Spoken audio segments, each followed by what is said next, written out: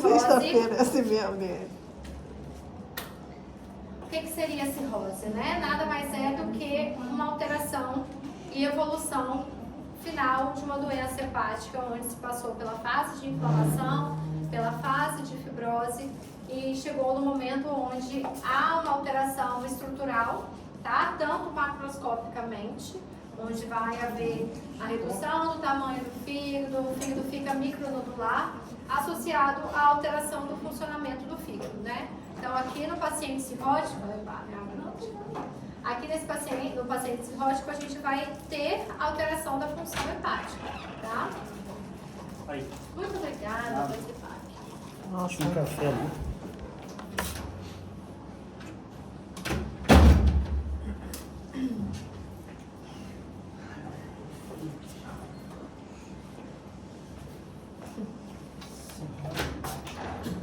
E aí a gente vai encontrar nesse paciente com cirrose uma fibrose associada à alteração da arquitetura lobular e formação dos nódulos de regeneração. Então aqui é um fígado normal, onde a gente tem o espaço porta, né, a alteração, a parte histológica normal, onde tem o espaço porta, com a tuíde direitinho, enquanto na cirrose hepática vai haver depósito, né, de colágeno formando essas traves fibróticas, onde vão formar os nódulos de regeneração do fígado cirrótico.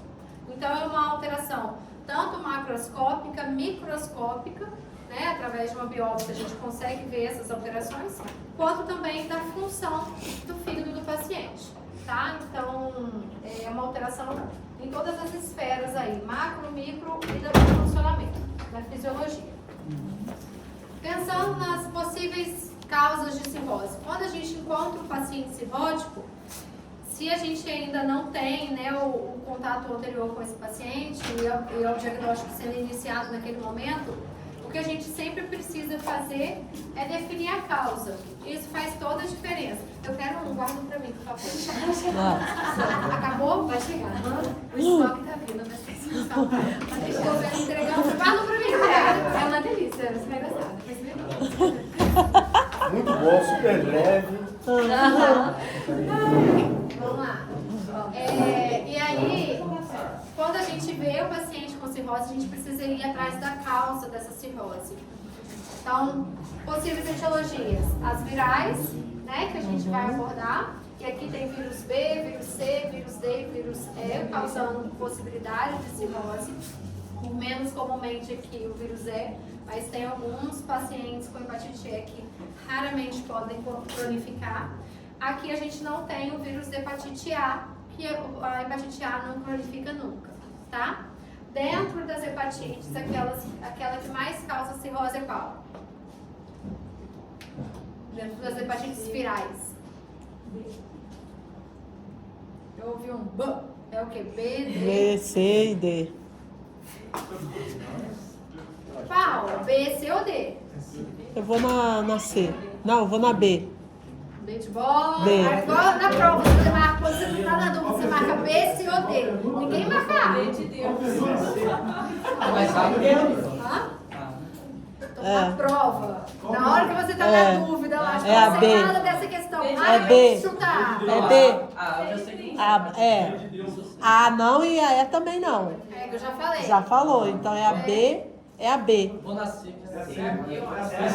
E ao bolão, quem ganhou? Letra C. Letra C. Perdi. Tirei zero na Então, questão. hepatite C é a hepatite que mais cronifica, né? Então, quando a gente pensa em hepatite viral crônica, na maior parte das vezes a gente está falando de uma doença do vírus causado pela hepatite C. O vírus da hepatite C, ele vai cronificar em torno de 70% das vezes, né? Consequentemente, se não diagnosticado e não tratado, ele vai evoluir, grande chance de evoluir para uma cirrose. Dentro da hepatite B, quando a pessoa entra em contato com o vírus da hepatite B, 95% das pessoas irão evoluir para cura espontânea, tá? Então tem essa diferença. O vírus da hepatite B, na maioria das vezes, não vai virar crônico. Já vi que ninguém estudou nada de hepatite, né? Para quarta-feira. Enquanto... Já vi que ninguém estudou nada ainda, ninguém fez esse trabalho. Não, tá pronto. Mas aí faltou Socorro, chat GPT. Vamos lá. Pronto. Não, alguém fez. Inteligência artificial. Alguém fez. Tá bom. Vamos lá, Jesus. Não, fizeram sim, tá doida? Não fizeram. Não fizemos, não. Fizeram. Não, fizemos. Alguém no grupo. E o vírus da hepatite C é aquele que vai cronificar Isso. em torno de 70% das vezes. Esse debate, se você colocar, ninguém vai errar. Aonde? Na próxima, Não se vou você... colocar isso. Ah, não? Lógico que não.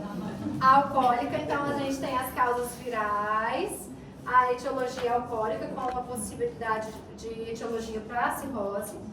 As causas metabólicas são bem importantes, e aí a gente fala hoje em dia da hepatite, da esteatohepatite gordurosa não alcoólica, né, que é a esteatose hepática. Algumas medicações, as doenças autoimunes, as doenças de depósito que a gente falou, hemocromatose, que é o depósito de ferro, doença de Wilson, que é o depósito de cobre, enfim.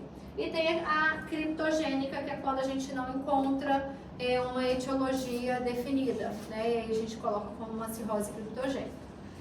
Quando a gente vê cirrose, fez o diagnóstico de uma cirrose, a gente vai em busca da causa.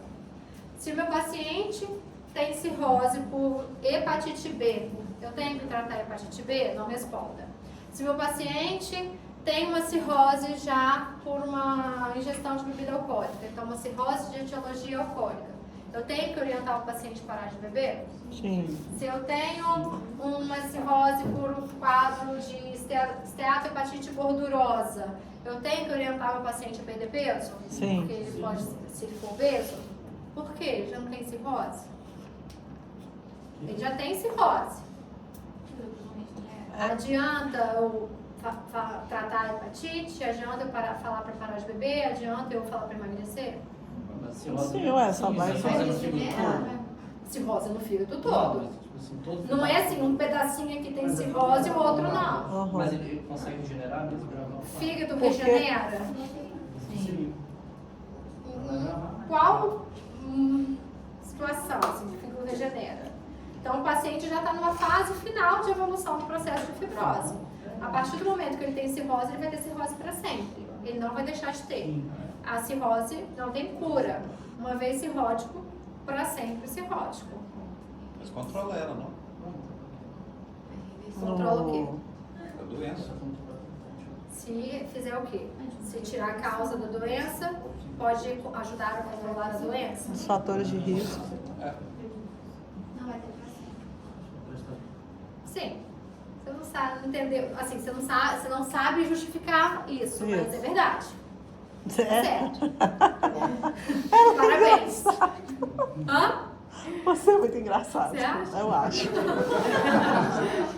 Então vamos lá. Então adianta parar de beber? Adianta. Adianta tratar a hepatite? Adianta. Adianta perder peso? Sim. Então eu consigo estacionar a cirrose e impedir uma evolução. Né? Na fase final.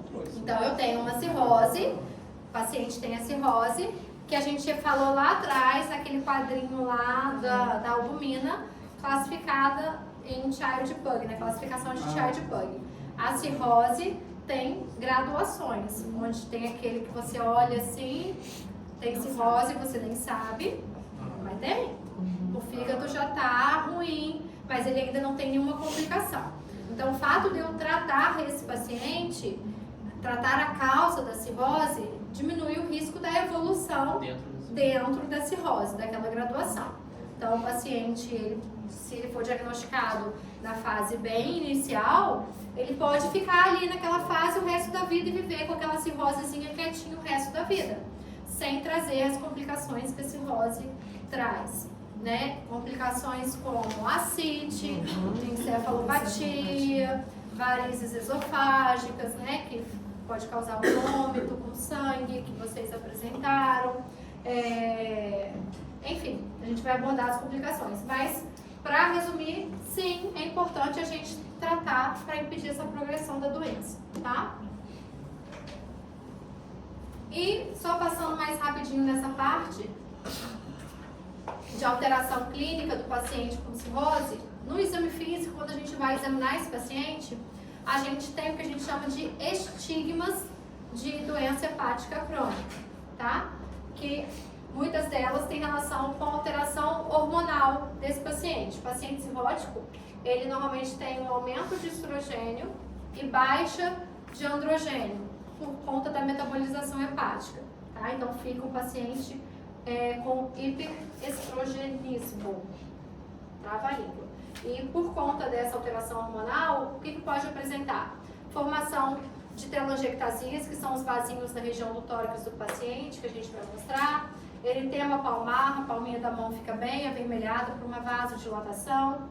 Aumento da mama, então uma ginecomastia. A redução da massa muscular, então principalmente isso, né? Essas alterações muitas vezes irão chamar mais atenção no paciente do sexo masculino. Rarefação de pelos, atrofia testicular, redução de libido e disfunção erétil. Então aqui a gente tem, né, o eritema palmar e as telangiectasias, né, que é um vasinho formado aqui na região do tórax do paciente. A gente comprime essa região central, então interrompe a circulação, a gente solta, aí vai preenchendo, tem um vaso central que vai preenchendo esses vasos ramificados. E aí por isso que chama de aranha vascular, que parece uma aranha. E isso é bem comum na região do tórax, nos indivíduos cirróticos, tá? Eles também têm alterações secundárias, distúrbio hemodinâmico. Então é um paciente que tem uma vasodilatação, aumenta o débito cardíaco do paciente, faz com que haja uma alteração ali da retenção hidrossalina, uma alteração renal, favorecendo a retenção de sódio e água, e uma hipovolemia relativa. Como ele é vasodilatado, existe uma tendência de extravasar líquido para o terceiro espaço, tá? Igual a gente falou lá no pancreatite, né? Só que aqui, esse paciente vai acontecer complicações mais crônicas, evoluindo com ascite e edema nos membros inferiores.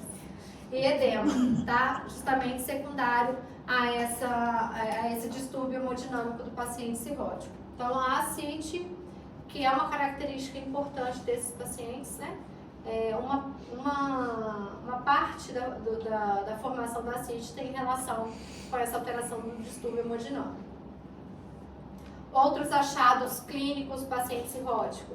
Aumento de parótida, esse aumento de parótida normalmente é no paciente cirrótico por álcool.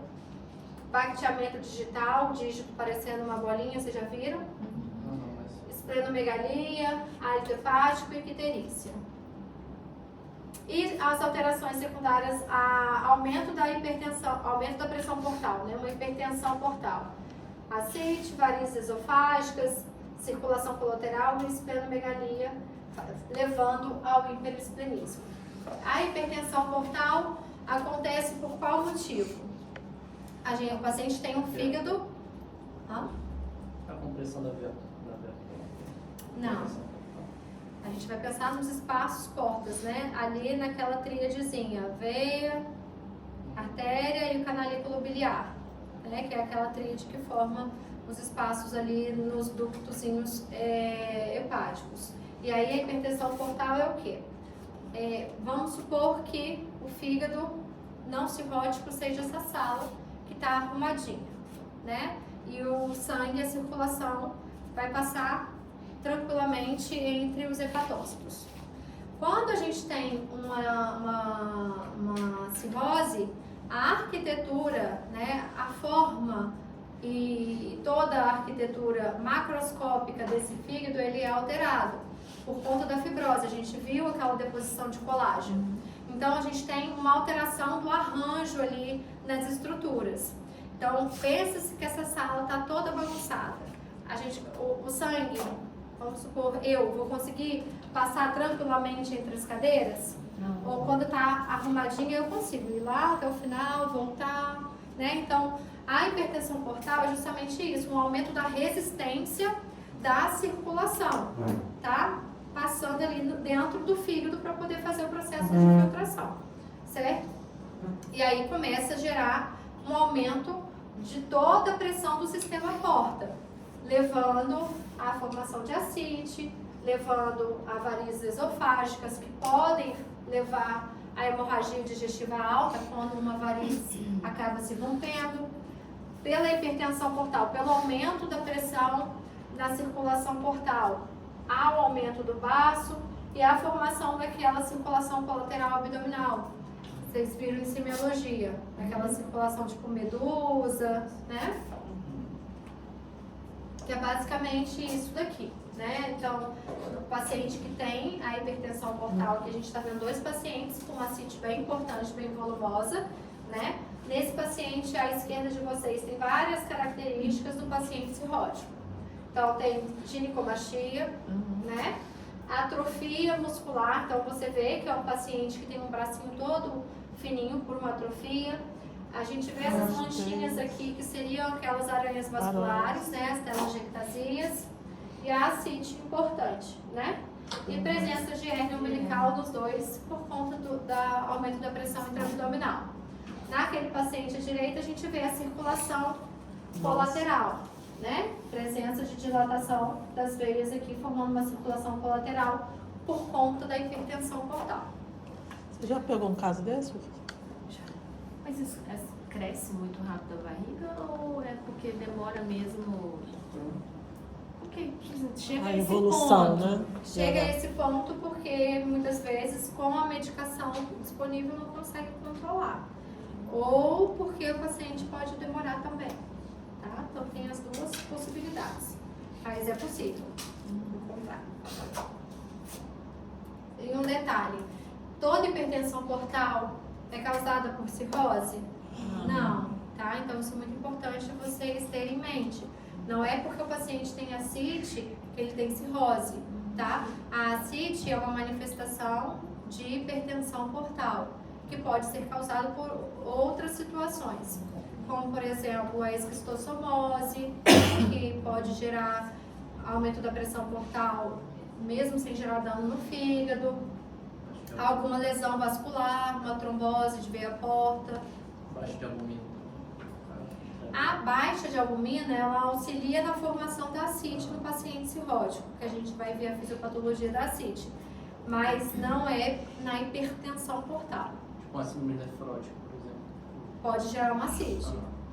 A gente vai falar, não, quando a gente for abordar a ascite, que a gente vai ter que fazer a paracentese diagnóstica, que é a retirada desse líquido acítico, para poder avaliar uma característica, para saber se aquela característica é específica de cirrose, ou se seria uma ascite secundária a uma síndrome nefrótica, uma origem cardiogênica, tá? Tem dado para a gente saber diferenciar se essa ascite é da cirrose ou não, tá? E manifestações da disfunção hepática, a gente fala da icterícia, encefalopatia, coagulopatia e albumina baixa, tá? Então aqui é basicamente as provas de função hepática. Então, bilirrubina, a gente vai ver icterícia. A alteração da coagulação, a gente vai ver coagulopatia, dosando lá o nosso TAP-INR. E a albumina baixa, hipoalbuminemia, levando a nasarca. E outra manifestação de disfunção hepática importante é a encefalopatia hepática, que é uma complicação que a gente vai abordar mais à frente. Isso vai dar aula toda? Não tem condição. Eu achei que você estava vendo a roda. Acalma o coração. Tá de boa. Eu não posso ficar aqui até 5 horas. Não, seus pacientes estão esperando. Eu vou ficar até 4 horas, aí 4 horas eu vou lá, corro, atendo, ele só me assiste atender. Pronto, agarrei aqui. Deus me livre. Nossa, que horror! A Nada cara contra, fiquei. eu tô doida pra ver minha cara. Entendi. Quando a gente vê o paciente cirrótico, a gente precisa fazer aquela avaliação dos exames que a gente falou agora há pouco, né? Transaminase, as enzimas colestáticas, a bilirrubina, tempo de protrombina e albumina. E além disso, a gente no hemograma tem uma característica bem assim relacionada à cirrose, que é plaquetopenia, tá? O paciente cirrótico normalmente apresenta as plaquetas mais baixas, pelo motivo que ele tem uma hipertensão portal, o baço do paciente aumenta, faz uma esplenomegalia, O baço aumentado, ele capta as plaquetas da corrente sanguínea, que é um evento chamado hiperesplenismo, que está aqui. Esplenomegalia gera um hiperesplenismo, que uma das captações aí de células é a plaqueta. Então, normalmente, os nossos pacientes cirróticos têm uma plaquetopenia. E muitas vezes, o diagnóstico de cirrose se dá através desse achado de plaquetopenia, que bate na mão do hematologista, né? Plaqueta baixa, por muitos anos, alguém encaminhou para o hematologista, que fala, cara, aqui não tem problema nenhum no sangue, o problema é outro, e aí chega-se ao diagnóstico de uma cirrose, tá? Ela pode ser silenciosa nas outras partes, seria isso? Sim, porque para ela descompensar, às vezes demora muito tempo para fazer as manifestações que você baixa o olho e fala, opa, ele tem cirrose, né? Não é do dia pra noite. Não é do dia para noite que inicia com o quadro e já evolui para ascite, icterícia. Não, leva-se muitos anos, na maioria das vezes, tá? Pro exame de imagem, a gente vai fazer para esse paciente, né? É importante a gente tentar avaliar a macroscopia desse fígado, tá? Então, a gente pode fazer ultrassom de abdômen, ATC também pode mostrar os mesmos dados e até mesmo a ressonância. No geral, só o ultrassom já é mais do que necessário, que a gente vai ver exatamente o que? O volume do fígado reduzido, tamanho reduzido, o fígado ele fica heterogêneo, ele fica com as bordas irregulares e uma característica é o aumento do lobo caudado. Então o fígado ele fica, a maior parte dele diminuída de tamanho com o aumento do lobo caudado, que muitas vezes a gente palpa aqui na região epigástrica desses pacientes. A gente vai palpar, a gente sente uma massinha endurecida e é justamente o lobo caudado desse fígado ali, tá bom?